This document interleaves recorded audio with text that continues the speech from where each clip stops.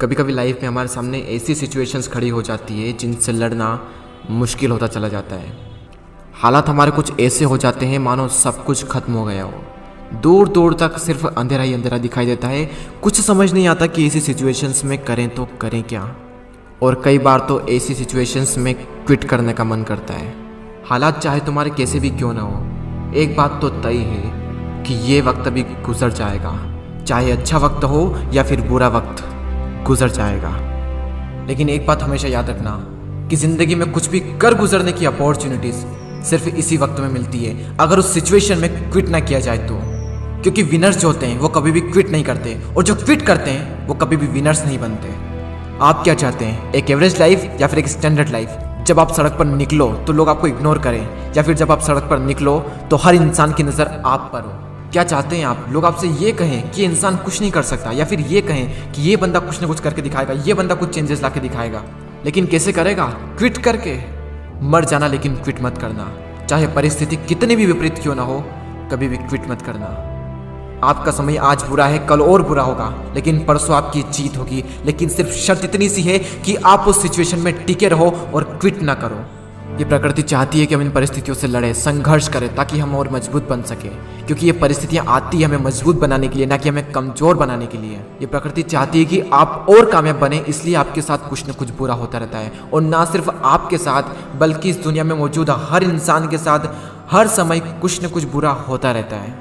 ये प्रकृति का नियम है, हम इसमें कुछ नहीं कर सकते। हमारा क्या कर्तव्य है? हमें सिर्फ इतना सा करना है कि टिके रहना है, चाहे परिस्थिति कैसी भी हो। मैं आपको एक छोटी सी कहानी बताता हूँ। एक बार एक बायोलॉजी के टीचर अपने स्टूडेंट्स को एक तितली के बारे में बता रहे थे, और उन्हें वे ये प्रैक्टिकली दिखा रहे थे कि खोल में से तितली कैसे निकलती है। और वो टीचर ये कहकर चले गए कि कोई भी स्टूडेंट्स उस तितली की मदद नहीं करेगा। वहाँ पर जितने भी स्टूडेंट थे वो ध्यान से उस खोल में से तितली को निकलते हुए देख रहे थे। तभी एक स्टूडेंट को उस पर दया आ गई, और उसने उस तितली की मदद की उस खोल से बाहर निकलने में, और सफलतापूर्वक वो तितली उससे बाहर निकल गई। और उस स्टूडेंट की वजह से उस तितली को कोई संघर्ष नहीं करना पड़ा, कोई ज़्यादा मेहनत नहीं करनी पड़ी उस खोल से बाहर निकलने में। लेकिन वो तितली थोड़ी ही देर में मर गई। जब टीचर वापस लौटे तो उन्हें पूरी घटना मालूम हुई।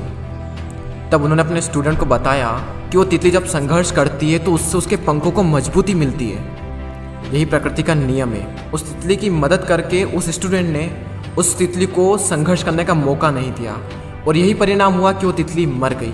संघर्ष ही जीवन है, संघर्ष ही आपको मजबूत बनाता है। इंग्लिश में कोट से नो पेन नो गेन। संघर्ष तो करना पड़ेगा, चाहे कुछ भी हो जाए, और इसमें कोई बहाना नहीं, नो एक्सक्यूजेस।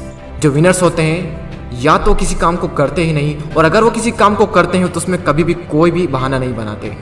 और जो लूजर्स होते हैं वो किसी भी काम को करेंगे तो हर किसी में बहाना बना देंगे। अगर वो चाहें तो बहाना बनाने पर पूरी एक बुक लिख सकते हैं। मेरी तो किस्मत ही खराब है, मेरे साथ ही ऐसा क्यों होता है, मेरी एज बहुत कम है, मेरी हाइट बहुत कम है, मैं काला हूँ, मैं सुंदर नहीं हूँ, लोग मुझे पसंद नहीं करते, मैं ज़्यादा पढ़ा लिखा नहीं हूँ, मेरे पास टाइम नहीं है, मेरी आवाज़ अच्छी नहीं है, मेरे पास ये नहीं है, मेरे पास वो नहीं है, काश ऐसा होता, काश वैसा होता। देखो, जो जैसा है वो वैसा है। ना तो आज तक कुछ बदला है और ना ही कभी कुछ बदलने वाला है, तब तक जब तक कि आप अपने आप को नहीं बदल लेते।